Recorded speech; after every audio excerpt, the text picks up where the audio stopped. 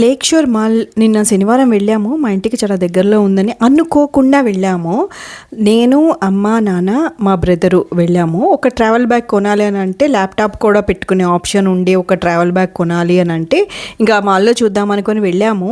లక్కీగా ఒక షాప్లో ఉంది అండ్ చాలా బాగుంది అండ్ ఫీచర్స్ అన్నీ కూడా చాలా బాగున్నాయి. ఇంకా వేరే చాలా షాపులు చూసాం కానీ దొరకలేదు. ఇక్కడ మాకు అరౌండ్ 5300కి వచ్చేసింది ఆ బ్యాగు. అండ్ ఇంపార్టెంట్ థింగ్, బాగా నచ్చిన విషయం ఏంటంటే నెయిల్ పాలిష్ ఫ్రీగా ఇచ్చాడనమాట.